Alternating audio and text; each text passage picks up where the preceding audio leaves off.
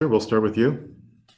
Bob, probably a little less comfortable their last inning or so than you guys would like, but that does end a kind of a long stretch of playoff frustration for your team. What's the feeling in the clubhouse after a game like that?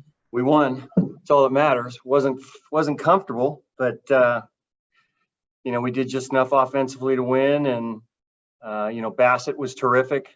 Just gave up a few runs at the end. What was going on with Liam there, who's been so reliable for you? I know he hasn't gotten a lot of work. You've mentioned he might see some significant work today. Yeah, 3 days off for him is a lot. He likes to work pretty regularly.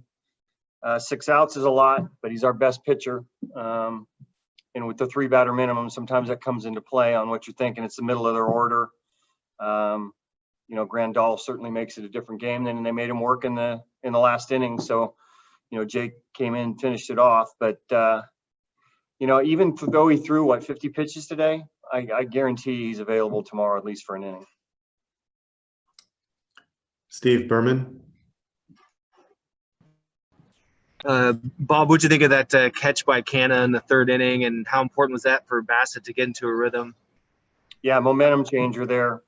That gets off the wall. We have a lead now. All of a sudden, a couple runs are in, and it's a whole different story. So you could see he picked up Bass a little bit, and he ended up giving us a lot today in a game where he had to. I mean, he had to be good today, or we were going to be in a little trouble. So that's probably the game of his life. He's been waiting for that game, his entire life, and he responded really well. And what'd you think about Canna doing an in-game interview throughout the 4th inning on defense? You know what? I didn't know that happened. I heard about it, but I wasn't standing out there in the outfield with them. So if anybody's able to do something like that, it's probably Mark. So yeah, it's just, it's fan experience nowadays. Shayna Rubin. How nice is it to get contributions from Chris Davis and Marcus Semien, especially after what they went through in the regular season? Yeah, no, it's what we, home runs are kind of give us our mojo. It's kind of who we've been, for years now, and we haven't seen a whole lot of that recently. So, Chris is in the forefront. It has been forever, and he swung the bat recently as well as he has all year. So his first at bat was good, just a little bit in on a cutter that a lot of times, ends up off the wall for him, and then, responds with a homer the next time. So that was huge for us today. And our guys really rally around him. They pull for him as hard as anybody we have. Martin Gallegos. Hey, Bob. In that, I think it was the 7th inning, Bassett, you guys went out and talked to him, and he gets the next 2 guys out on 4 pitches. Did you kind of get the feeling that he was kind of motivated there to finish that inning?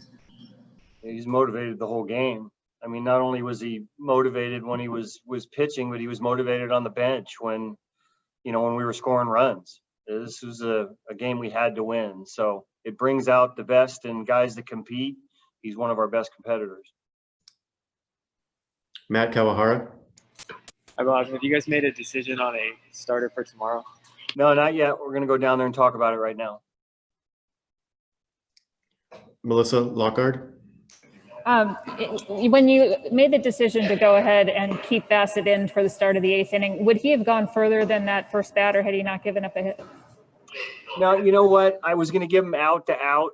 I just, with a 3-batter minimum, could have gone to somebody else, but Liam's our best guy. It was the middle of their order. I was going to bring him in regardless, even if I had to do something different in the 9th.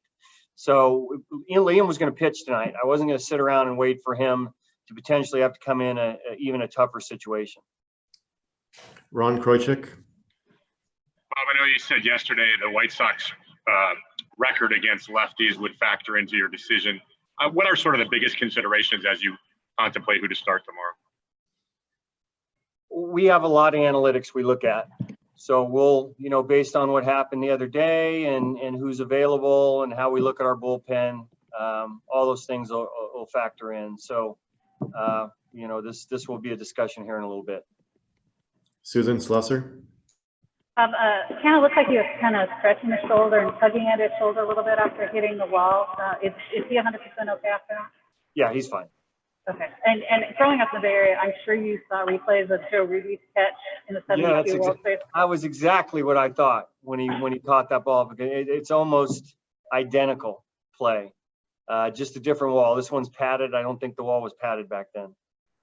And I'm sure it was probably a defensive move, but just making sure Listell is okay. You took him out for. Yeah, you know, it's one of the reasons we have Orf here is because he's such a good defender. He's a really good shortstop. His numbers are great. You know, they had a lot of guys going the other way and some lefties coming up who might pull it. So that was it. Listell is good. We'll finish with Melissa Lockhart.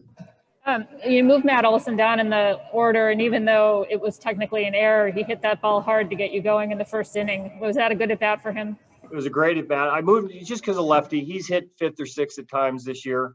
I don't know how the ball takes a hop like that and ends up being an error for me, but it was a well-struck ball and it got us going. So it was a big hit. I'd put it down as a hit in my scorebook. Thank you, Bob. All right.